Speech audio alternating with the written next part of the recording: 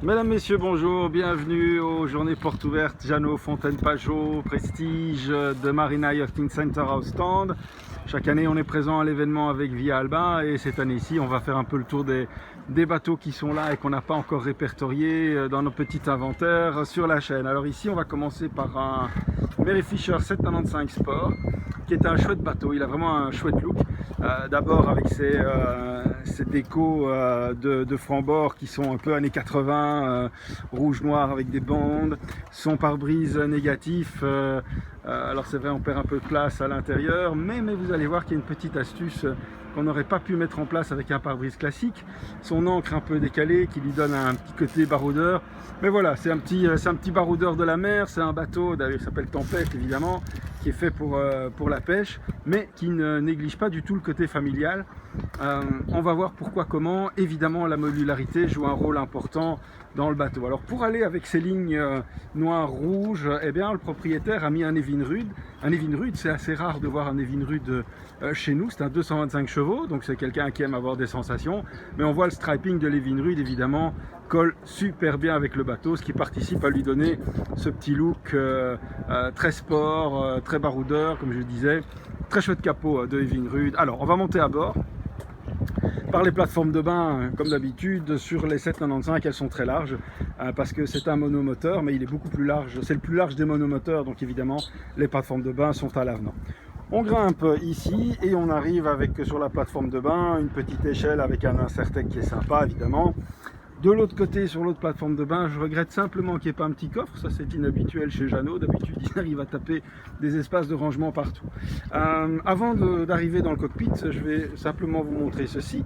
La petite roulette qui est là, eh bien, elle est attachée à ce capot qui se lève avec des petits vérins ici et qui permet en fait tout simplement de ramener le moteur hors de l'eau, et la roulette évidemment va passer sur le dessus du capot quand le capot moteur va basculer comme ça. Alors également on voit tous les porte-cannes qui sont disposés sur les côtés du bateau. Évidemment ça donne le côté pêche, ça donne le ton tout de suite.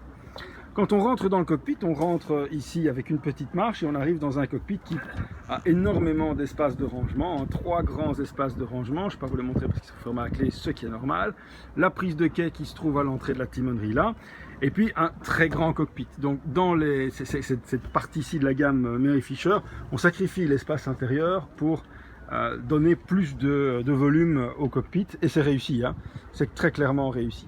Alors, ce cockpit a donc un double usage. Le premier, c'est celui de la pêche, on l'a évoqué, les porte-cannes, beaucoup d'espace, et aussi un côté très chouette, c'est le vivier qui est ici, avec la petite vitre qui permet de voir ce qui se passe. On peut le débloquer en bougeant le petit bras ici, et on peut alors l'ouvrir, et on a un vivier dans lequel on peut mettre le fruit de sa pêche.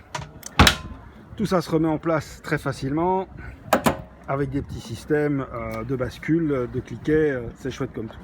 L'autre possibilité, évidemment, c'est de l'adapter en espace social, avec une première banquette, 2 personnes, une deuxième banquette, 2 personnes, coussin additionnel disponible évidemment, une troisième banquette, 2 personnes, ce qui fait 6 personnes. Ces 6 personnes, évidemment, peuvent s'asseoir autour d'une table qu'on dispose alors ici. Voilà le pied de table et on a un super espace social après la pêche pour manger le soir au port. Ça, c'est top, évidemment. Et du coup, c'est génial d'avoir un grand espace intérieur. Toutes ces banquettes, vous voyez, se remettent en place très facilement avec un petit coup de main en tirant un peu vers l'arrière, en basculant vers le haut. C'est super bien fait. Donc, puisqu'on en est à se dire autant avoir un espace important pour la pêche, ben autant l'utiliser aussi pour la convivialité et le social. Alors, souvent sur la gamme Jeannot, on a une timonerie qui permet un accès asymétrique à l'avant du bateau par les passes avant. Et on va commencer par le passe avant qui est le plus étroit. Donc ça, c'est un passe avant qui est très bien encastré avec 2 marches. Les moustiques s'y sentent super bien. Voilà un beau spécimen.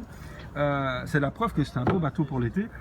Et on arrive alors dans cet espace avant-ci qui est top parce qu'il y a des assises qui sont ici, comme vous voyez, qui sont évidemment escamotables. Et puis alors une grande assise là avec un coussin qui peut être mis, on voit les fixations de coussin ici, porte-gobelet, etc. Et ça c'est vraiment chouette parce que on y arrive très facilement, notamment par l'autre passe avant. On retournera à l'arrière par le passe avant tribord tout à l'heure. Quand on arrive ici, on a la baille à mouillage qui est là, avec le puits de chêne. Et ici, très chouette aussi, un guindeau électrique. Vous voyez la télécommande qui est là. Une belle longueur de chaîne avec des cordages, donc ça c'est agréable. Il y a ici une ancre qui est décalée sur tribord pour permettre cet espace-ci qui est une proto-delphinière, on va dire, et qui a l'avantage de pouvoir, si on est garé face au quai, d'assez facilement certainement monter sur le bateau. L'ancre qui est une ancre assez classique qu'on trouve dans les mers de ce côté-ci. Et puis alors ici on a cette assise qui pourrait sembler être un coffre. Non, ça n'est pas un coffre. Premier indice, il y a une fenêtre. Un coffre avec une fenêtre, ce serait particulier quand même. Donc ça n'est pas un coffre, c'est une trappe. Et quand on ouvre cette trappe, eh bien on va avoir accès directement à l'espace de vie intérieur du pont inférieur. Et on va voir que cet espace-là aussi possède deux fonctions. Donc en fait, c'est un bateau qui va donner à plusieurs de ces espaces deux fonctionnalités différentes. Souvent une fonctionnalité pêche et l'autre une fonctionnalité sociale. On revient maintenant par ce passe avant qui est le plus large, qui est le passe avant tribord. Deux marches très confortables pour descendre sur un passe avant encastré qui a une profondeur d'environ 90 cm. Donc ça c'est très sécurisant. Évidemment, quand on pêche, on n'a pas peur d'aller dans les vagues, hein, ça c'est clair. Porte du poste de barre ici, on y reviendra après, elle est très spacieuse. Ça c'est différent des Mary Fisher classiques. Et alors, même sur le 795, une porte de coupée, assez sécurisée parce que un petit bouton ici permet alors de la faire glisser la serrure pour l'ouvrir. Il faudra simplement pour le propriétaire faire attention que si la porte du poste de barre n'est pas complètement ouverte, on ne sait pas passer la porte de coupée ici, donc voilà. On peut refermer et il y a une sécurité, ce petit bouton qui empêche que ça s'ouvre par mégarde, puisque sur un bateau de pêche on marche énormément, on a beaucoup plus de mobilité que sur un bateau, une vedette classique. Alors on va rentrer par la timonerie donc de deux façons, soit par la porte du poste de barre qui est là, soit alors par l'arrière de la timonerie avec les portes coulissantes à 3 vantaux classiques chez Mary Fisher. Quand on rentre dans cette timonerie, mais oui, là à un moment donné, on va payer quelque part en volume intérieur ce qu'on a gagné dans le cockpit. Donc ça semble plus petit parce que c'est plus petit, mais fondamentalement c'est génial. Vous allez comprendre pourquoi. Ici, je commence par vous détailler le tribord. Donc on a le frigo, un petit espace de rangement et évidemment, comme toujours, des rangements dans le sol. Mais sur ce petit espace de rangement là, on voit clairement un coussin au-dessus du frigo. Ok, pourquoi pas. Avec une petite main courante qui est là. Il y a de l'autre côté sur bâbord une armoire, je dirais, marine classique, et un petit évier ici. Voilà, tout classique.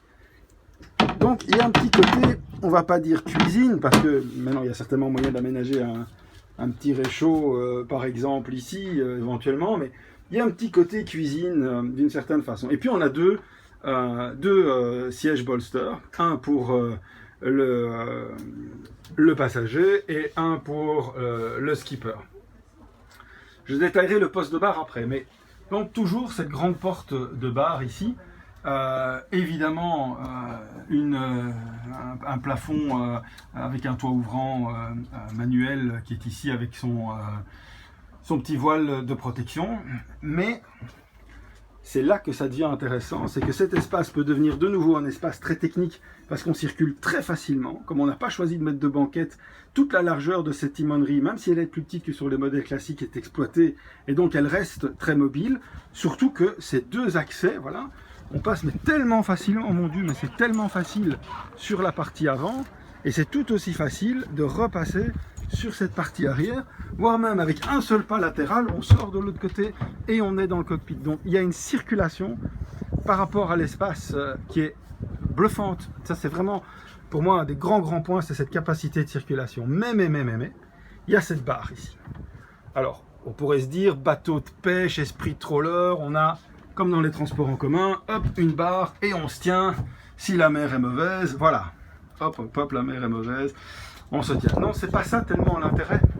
Oui, on peut se tenir, bien sûr, mais regardez ce qu'il y a au-dessus de cette barre. C'est le plateau d'une table. Donc, en dégoupillant ici le petit L en métal et en tournant la molette, on descend la table à hauteur là. On comprend alors pourquoi il y a une assise ici. Et les sièges bolster, évidemment, ils pivotent tous les deux.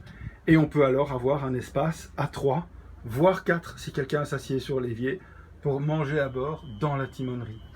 Ça, c'est pas mal, évidemment. Donc, un cockpit double usage, une timonerie double usage, et puis alors un espace avant sur le pont inférieur, double usage aussi. Vous comprenez bien sûr par le matériel qui est là que c'est un usage destiné à la pêche, d'autant plus que sans devoir refaire tout le tour et sans devoir gêner la personne qui est aux commandes, celui qui est à l'avant peut très bien se servir. Vous voyez ici la fenêtre qu'on voyait tout à l'heure, de la trappe qui est là, pour chercher le matériel de pêche directement par ici. Bien vu, hein, évidemment. Et ça, naturellement, peut être aménagé, ceci, en espace de couchage, pour passer un week-end à pêcher entre copains. Ensuite, dernière partie, la salle de bain, toilette salle de bain, que je trouve remarquable aussi par sa taille. On a ici une toilette et un lavabo. Donc, même si on doit la plupart du temps rester assis, mais on peut quand même faire un petit brin de toilette grâce à ce lavabo intégré dans l'espace ici et une petite fenêtre, naturellement pour dégager soit l'humidité, soit les mauvaises odeurs. Un espace de rangement, un autre petit espace de rangement ouvert, un sous forme d'armoire fermée, l'autre sous un petit espace de rangement ouvert. Voilà, ici on a un WC marin, on a un peu une réserve d'eau aussi, donc c'est vraiment bien fichu l'aménagement de cet espace. Et l'idée de se dire, on fait un bateau dans lequel chaque espace a un double usage. Mais en fait, on a deux bateaux pour le prix d'un, on a un bateau de pêche et on a un bateau familial, évidemment. Poste de barre, relativement simple et classique, les commandes moteur et Vinrud avec ici les indications moteur et Vinrud. Alors là, ça bouge beaucoup parce qu'il y a un bateau des transports en commun qui vient de passer. Ça, c'est des valves de sillage fort importantes. On a l'écran Garmin ici, on a les switches de vie à bord, on a les essuie-glaces, propulseur d'étrave, donc bateau qui va être facile à manœuvrer parce qu'en monomoteur, c'est quand même, surtout quand il y a beaucoup de vent, indispensable d'avoir un propulseur d'étrave ou alors ça devient vraiment difficile, ce qui est un bon écolage aussi, soit dit en passant. La radiofusion, l'homme mort, la VHF, donc un poste de barre, somme toute fort complet. Et je n'y reviendrai jamais assez, cette porte de poste de barre qui est tout à fait magique dans cette nouvelle version des 895. Des 795 Sport, pardon. Voilà, mais je pense qu'on a fait le tour. Plus rien à vous dire. Le prix évidemment qui est annoncé là. Voilà. Je vous souhaite une bonne fin de journée. Au revoir.